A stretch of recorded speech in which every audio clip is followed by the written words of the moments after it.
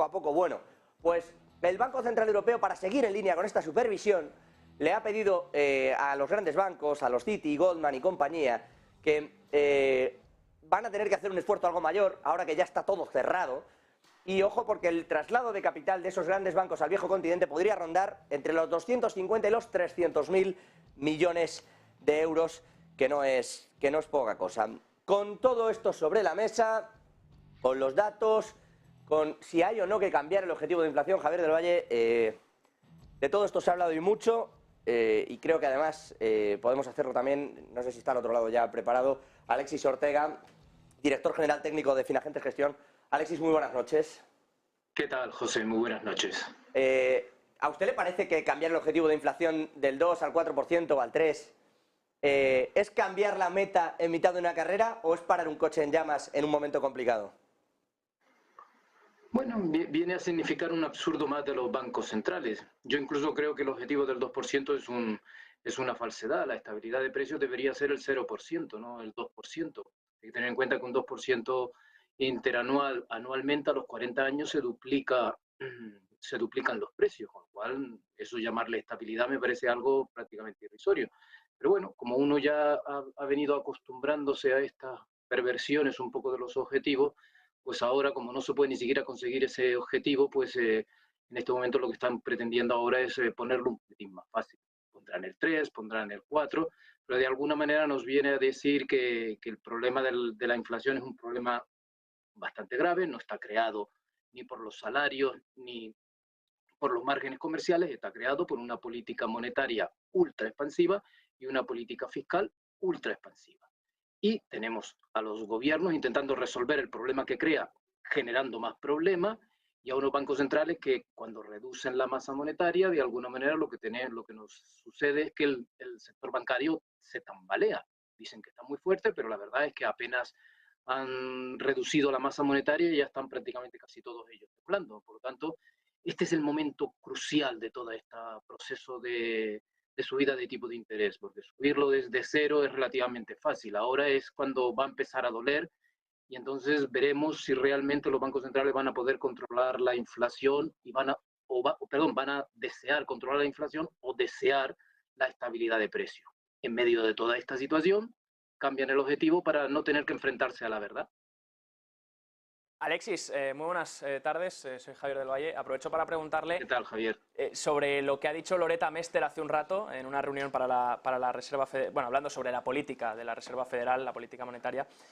Dice que a pesar de los datos macroeconómicos que hemos conocido hoy, antes los mencionábamos, ¿no? Ese índice ley volviendo a caer en marzo, un menos 1,2%, vemos también la venta de viviendas volviendo a caer, los inicios de desempleo empezar a subir también. Y mientras tanto, dice Loretta Mester que sigue confiando en el soft landing. Eso sí, advierte que la economía está ya en camino de un crecimiento muy suave y que no hace falta un gran shock, un gran catalizador para que se genere una recesión. ¿Cómo cuadra todo este mensaje dentro de, oye, estamos vendiendo el soft landing, pero a la vez te estoy advirtiendo de que un pequeño shock ya podría generar una recesión? Yeah. Bueno, yo creo que forma parte un poco de la soberbia de algunos economistas y de la soberbia sobre todo de las instituciones elitistas, que de alguna manera se creen que están pilotando un avión y que aprietan un botón, bajan los slots, suben no sé qué, cambia lo otro y entonces el avión se aterriza directamente en una pista. Eso sucederá en los pilotos de aviones, pero en la economía ni los datos realmente reflejan la realidad, no pueden reflejar la realidad porque casi todos ellos son relativamente, digamos, erróneos, te permiten tener una idea genérica, pero no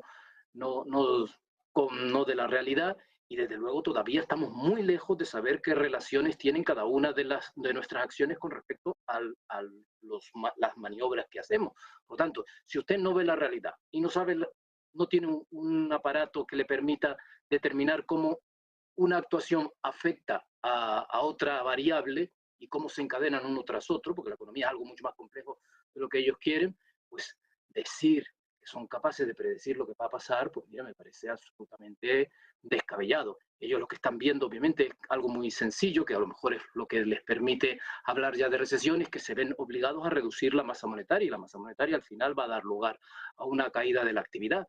como no saben exactamente cuánto, pues se cubren un poco diciendo que a lo mejor puede suceder algo extraordinario. No, no va a suceder nada extraordinario. Usted está tomando una serie de medidas, no sabe exactamente las implicaciones reales de esas medidas y por lo tanto no sabe hasta dónde va a llegar. Y por lo tanto se encuentra con que a lo mejor está usted cortando y la minifalda le sale bikini.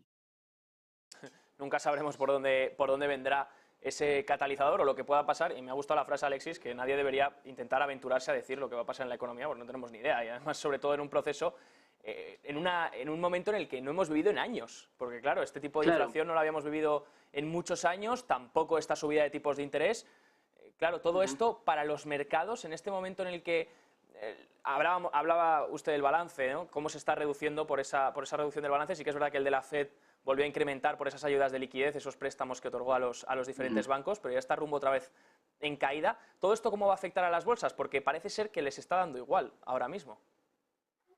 Ahora de momento el mercado bursátil quizás está un poco pues, en un modo que no acabo de entender prácticamente del todo. Yo creo que quizás existe un poco una cierta sensación del mercado que se empeña en que la Reserva Federal va a torcer la mano, es decir, que ladrará pero no morderá. Y por lo tanto, de alguna manera, el mercado lo que está planteando es que ante el control de la inflación y el control de los mercados, la Reserva Federal acabará tomando partido por la estabilidad de los mercados y por lo tanto de alguna manera significará inflaciones al alza o por lo menos no caída tan rápida, pero unos mercados relativamente optimistas. Yo creo que cuando lleguen a la conclusión de que la Reserva Federal va en serio, y no creo que vaya a darse esa situación, pues entonces posiblemente el mercado abandonará esta tensión que está dando entre lo que la Reserva Federal piensa y lo que el mercado piensa y a lo mejor podría dar lugar a una caída de las bolsas. Hay que tener en cuenta que los beneficios empresariales, obviamente, con una recesión se van a resentir. Y ahora mismo hay indicios muy importantes, sobre todo en el consumo, que nos están dando a entender como que la capacidad de endeudamiento de los americanos con unos tipos tan altos, pues se está resintiendo de una manera muy importante, con lo cual, de alguna manera, en el corto plazo, mientras el mercado siga no creyendo las palabras de la Reserva Federal, pensará que en algún momento acabarán bajando los tipos de interés, antes incluso de lo que ellos plantean, pero me da la impresión de que en la espera vamos a tener una recesión y no sabemos realmente. Es decir, en la economía generalmente puedes saber cosas muy genéricas, pero no puedes apostar ni poner la mano en el fuego de que va a ser una recesión corta y leve. Mire, vamos a tener que hacer ajustes y los ajustes van a ser difíciles y la situación va a ser complicada. Vamos a prepararnos para ello, lo más lógico es que vaya a haber una recesión y cuando ya nos enfrentemos a ella y veamos cómo funciona, ya sabremos si será corta o no será corta. A lo mejor nos equivocamos y es más corta de lo que pensamos, o a lo mejor directamente es una situación mucho más complicada. Yo me inclino más un poco por esto último, puesto que llevamos desde el 2008 haciendo trampas en el solitario y por lo tanto de alguna manera nos descubrirán y entonces habrá que pagar las cuentas pasadas encubiertas. Y Alexis, esas trampas en el solitario que usted menciona, ¿cree que pueden volver a darse? Porque quebraban los bancos y se rescatan a los depósitos. Los bancos tienen problemas de liquidez y se hace la ventana de descuento, se accede a la ventana de descuento, se da el programa nuevo del BTFP, se valoran los bonos a la par y aquí no ha pasado nada. O sea, se entrega esa liquidez y para que los bancos puedan seguir funcionando y al final es un poco ese juego, esas trampas que usted estaba mencionando. Sí. Y claro, ¿quién nos dice que no las vayan a volver a hacer? Si las aplicasen, ¿por dónde podría venir? ¿Una revisión, como decía antes, del objetivo de inflación o incluso volver al quantitative easing? Cabe la posibilidad. Ve, usted mismo ahora mismo acaba de poner sobre la mesa un poco esa especie de dos líneas de pensamiento. El mercado está empeñado que la Reserva Federal ladrará, pero no morderá. Que dirá que hay que controlar la inflación y que voy a hacer todo, me voy a hacer el harakiri, me voy a cortar el brazo y voy a hacer de todo por controlar la inflación. Luego, cuando llegue la inflación, ya veremos si a lo mejor dice, bueno, la verdad es que yo con dos piernas no andaría, mejor no me la corto un poco, mejor hago estas cosas.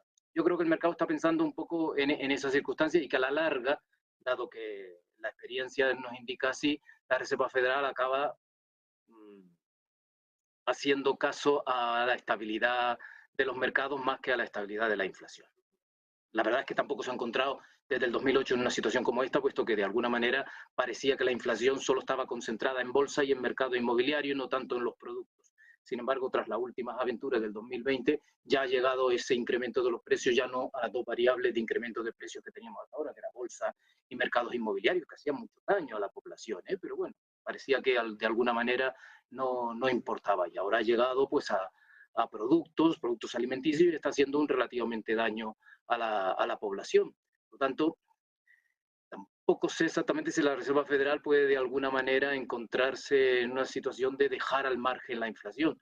Por eso leía un artículo hace poco, que no me acuerdo exactamente quién lo escribía, en el Project Syndicate, no me acuerdo ahora quién lo hacía, pero venía a decir que Powell no va a estar en la diatriba entre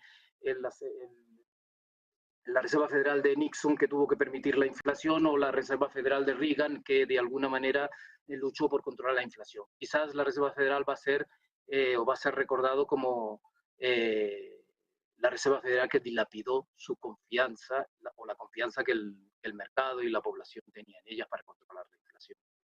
Ha dado en el clavo, yo creo, Alexis. Creo que por ahí está el próximo problema para los bancos centrales, la credibilidad de sus acciones y sobre todo de cómo controlar o cómo anclar esas expectativas de inflación que han repetido 1000 veces, que es lo importante. Gracias por su análisis. Como siempre, Alexis Ortega, director general técnico de Finagentes Gestión. Que tenga buena noche.